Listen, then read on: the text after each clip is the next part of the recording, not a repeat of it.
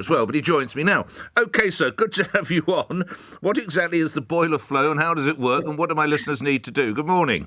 Yeah, the first thing, morning, Nick. First thing, what it's not, we're not asking people to turn down their thermostats. We're not asking that. What we're asking people to do is turn down what's called the boiler flow temperature, which is a temperature set on the boiler itself. It's probably a knob that you've never twiddled. It is there behind often, or it was in the case of my boiler, behind the bit that you pull down. And I found that there was a switch there, which was on about 80 degrees. That's how it was put when it was installed. I moved it down to 60 degrees. That's the only change you make. The temperature in the house is the same. This is about the water when it reaches the radiator. So you can still set your radiator wherever you need it to be, or thermostat wherever you need it to be. Doing that alone can potentially save you hundreds of pounds. And there are a few other tips and tricks that are going into this energy campaign as well. And also, completely separately, £1 billion of money to help people green up their homes by putting in more insulation and the like, which will help hundreds of thousands of households as well.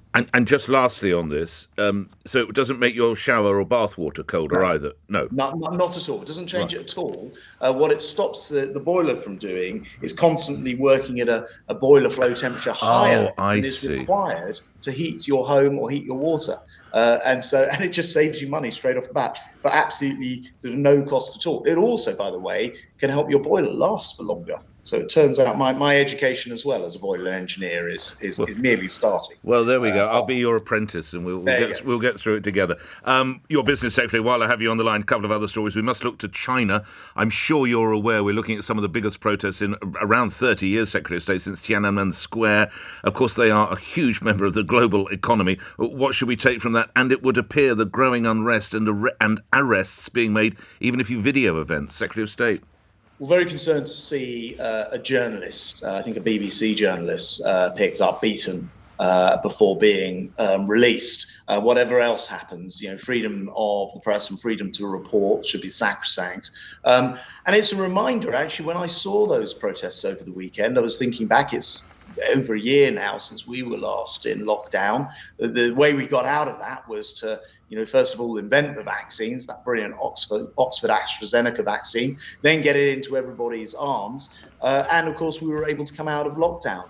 It's easy to forget that actually in China, they had not gone down that route. What they've done instead is to try to continue with the zero COVID lockdown approach. And obviously, that doesn't, we know from our own experience that was only a stopgap until we had those vaccines. So obviously the vaccination route is extremely important. Concerned and keeping a very close eye on what's happening there in China. But as I say, what's unacceptable, of course, is for journalists who should be fully entitled to cover things freely, should be caught up and involved and indeed arrested. And I know that that will be causing concern at the Foreign Office and elsewhere this morning. Let's bring events back to the UK. There is a report that the armed forces could drive ambulances and fill frontline roles in hospitals under plans being drawn up if we have a crisis with the NHS this winter. Can you confirm that, Secretary of State? No, I saw that story, but it's not actually entirely accurate, other than to say that the NHS always gets ready for any potential disruption. So it's not unusual to sort of game these things out. There's no plan at the moment to call in the army, as that story describes. What is important, though, is I think ideally to get this situation resolved. Nobody wants to see the NHS disrupted. I suspect least of all the nurses. That we have as a government followed the NHS pay review body, which gave nurses a pay rise of at least £1,400 this year, on top of a rise last year when many others were being frozen during COVID. I really hope that we're able to see a situation where this is resolved without industrial action. Should the ban on onshore wind farms be lifted, Secretary of State? Well, I've always said, the Prime Minister has said, Rishi Sunak, and many of us feel that where it does happen, that should happen with the consent of local people. So I don't think there's any disagreement about that. Offshore wind, which, by the way, a couple of weeks ago, I saw one day produced 54% of the entire country's energy requirements on a single day, is actually now the cheapest way to produce electricity. That's because you can build turbines, which are way bigger than you can build on land and do far more of them. So that's obviously a very big contribution. There is onshore power. There will be more onshore power in the future, but it needs to be done with consent of communities who perhaps benefit from some of that power rather than imposed all over the landscape, which I think is not likely to be something people want to see. Yes, I mean, I remind you, you once described them as an eyesore on the hills. Why would you appear to, in part, be changing your mind? That's because that was a partial quote from me at the time. They can be if they're not done properly, if they're not done considerately. How do you do a wind farm considerately? Well, one thing you can do. They're pretty bloody big things with respect, Secretary of State. Yeah. Well, one thing you can do is, remove them often from people's eye lines, so that you don't just have this sort of huge bank of them very visible. That's a question of placement. The other thing you can do, which makes them a lot more popular with local communities, is make sure the local community benefits from the power that they generate. And if there's a way of doing that, then that can help as well. But you can't hide them, Secretary of State, can you? Well, they're very different. Well, actually, placement on these things is very important.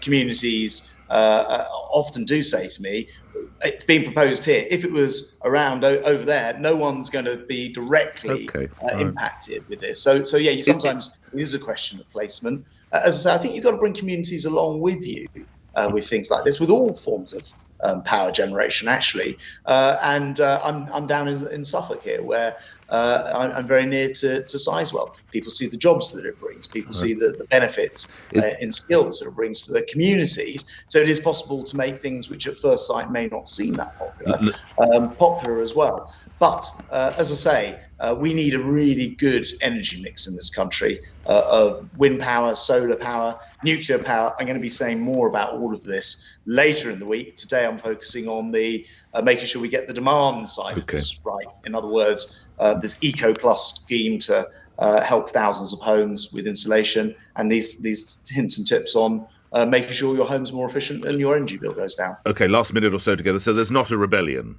within Tory ranks? No, I see all sorts of things described as a rebellion. As soon as someone puts in an idea, it becomes a rebellion. I don't see it that way at all. As I say, I agree that we need to do these things with consent of local communities, which is actually essentially what all of us are saying. All right, and lastly, now that he's stopped eating kangaroos' testicles, what does Mr. Hancock need to do when he gets back to the United Kingdom so he can get the whip restored?